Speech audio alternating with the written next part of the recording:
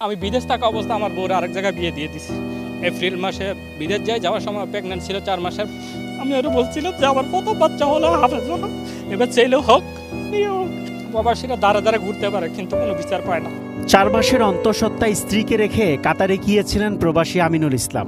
স্বপ্ন ছিল সন্তান জন্ম নিলে কুরআনের হাফেজ বানিয়ে ধর্মীয় শিক্ষায় শিক্ষিত করবেন। হঠাৎ করে স্ত্রীর বিয়ের খবর শুনে ছুটে আসেন দেশে এসে দেখতে পান তার স্ত্রী সালমা আক্তার নতুন করে সংসার পেতেছেন অন্য কারো সাথে। থানায় অভিযোগ জানাতে এসে কান্নায় ভেঙে পড়েন প্রবাসী আমিনুল।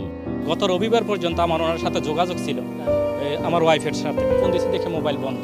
কিনা মোবাইল বন্ধ কেন? তারপর ওর জ্যাঠতো ভাই একটা আছে, আমি ওনারা ফোন দেওয়ার পরে উনি বলতেছে যে স্মৃতির তো কালকে বিয়ে। আমি বুধবার মনে হয় বিয়ে দিয়েছি, ফোন দিয়েছিলাম। উনি বলতেছে শুক্রবারে স্মৃতির বিয়ে। বলতেছে কীভাবে বিয়ে হয়? আমার ডিভোর্স দিল না, কোনো কিছু দিল না, আমি টাকা পয়সা ওরে দিতেছি, ওর চিকিৎসা চলতেছে এখন, তাইলে ওর ডিভোর্স হয়, বিয়ে হয় কীভাবে? বলতেছে বিয়ে দিয়ে ফেলতেছে, কাউরে জানায় নাই, শুক্রবারে বিয়ে। আমি বিদেশ থাকা অবস্থা আমার বউর আরেক জায়গায় বিয়ে দিয়ে দিছি। আমার বাচ্চা ছিল, আমি গত এপ্রিল মাসে বিদেশ যাওয়ার সময় প্রেগনেন্ট ছিল 4 মাসের, বাচ্চাটা সব ফালাই দিছে। আমি আরো বলছিলাম যে আমার প্রথম বাচ্চা হলো, হাফেজ হলো, এবার চাইলেও হোক, ও বাচ্চাটা সব ফালাই দিছে। আমিনুলের অভিযোগ, বাবা মা বেঁচে না থাকায় স্ত্রীর নামে টাকা পাঠাতেন তিনি। প্রবাস জীবনে আয়ের সব টাকা নিয়ে তাকে নিঃস্ব করে দিয়েছে স্ত্রী। আমার মা বাবা তো এমনি দুনিয়াতে নেই, মারা গেছেন। আমার বাইরে আছে, আমি ফ্যামিলিতে সবাই ছোট। তো ওর সাথে আমার একটা আন্ডারস্ট্যান্ডিং ছিল যে ওই রকম কথাবার্তার মধ্যে একটা বিশ্বাস তৈরি হয়েছিল যে ও আমার জন্য কিছু করবে। সেই জন্য আমি ওর নামেই টাকাগুলো পাঠাইছি। গত মাসের টাকাগুলো আমি ওরে পাঠাইছি, যে আমি টাকা পাঠাইছি, তুমি এই মাসে হয়তো বাড়ির কাজ ধরবে। আমি গত 3 বছরে ওরে মোট 18 লক্ষ টাকা পাঠাইছি। তারপর ওর ডিপিএস ছিল 1.5 লক্ষ টাকা। অ্যাকাউন্টের মধ্যে সব হিসাব আছে, হয়তো ব্যাংক স্টেটমেন্ট বার করলে সব পাওয়া যাবে ওইখানে। এই অ্যাকাউন্টে পাঠিয়েছেন? অ্যাকাউন্টটা কার নামে ছিল? ওর নামে, সালমা আক্তার। আমি ডিভোর্স দিলাম না, বা আমার কাছে কোনো ডিভোর্সের পেপার নাই, ও কীভাবে বিয়ে বসে গেল? একটা হচ্ছে এটা, আর দ্বিতীয় হচ্ছে ও আমার থেকে টাকা পয়সা নিল। যদি ওই রকম করবে জানে ও বিয়ে বসে যাবে, তাইলে এরকম আমার থেকে টাকা পয়সা নিল কেন? আমার মা বাবা কেউ নাই, বা আমার ভাই, আমার সব ভাই বোনেরা বিয়ে শাদী হয়ে গেছে, সবাই সবার ফ্যামিলি নিয়ে ব্যস্ত। তাইলে আমি আমার ফ্যামিলির একটু ভালো রাখার জন্য যা ভালো। তার অভিযোগ, এর আগেও সালমা আক্তারের পরিবার মেয়ের জীবনের নিরাপত্তার কথা বলে জোর করে 10 লাখ টাকা নিয়েছেন তার কাছ থেকে। 3 বছর করোনার জন্য আসতে পারিনি, তারপর 3 বছর পরে আসছি। যেই দিন আইসা আমি ওদের বাড়িতে গেছি, ওই দিন আমার আটকাই ফেলছে যে ওইখানে নাকি আমি বিয়ে করি, এই জন্য 3 বছর আসতে পারিনি। আমি ওদেরকে করোনার পেপার সব দেখাইছি। আমি বলছি করোনার জন্য দুনিয়ার পুরো মানুষের সমস্যা দেখতেছে।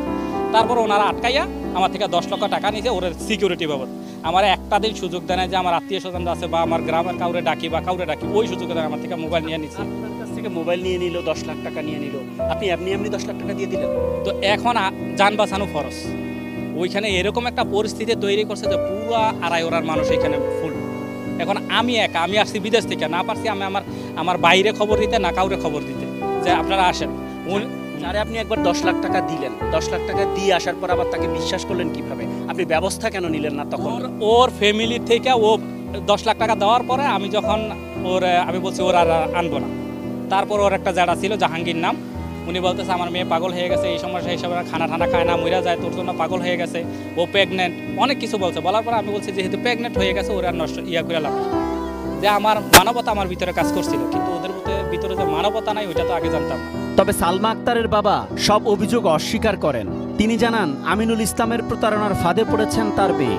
এভাবে হুট করে ওনাকে না জানিয়ে, ওনার স্ত্রীকে ডিভোর্স না নিয়ে, ওনার 4 মাসের একটি সন্তান আপনার মেয়ের গর্ভে ছিল, সেই সন্তানটাকে আপনারা নষ্ট করে বিয়ে দিয়েছেন, এই বলে তিনি মিডিয়াতে কান্নাকাটি করছেন। মানে এখানে যা ধরনের জ্বালিয়েছি, আর আমার মেয়ের 3 বছর মনে করেন যে মানসিক চাপ, যে এত কিছু করছে।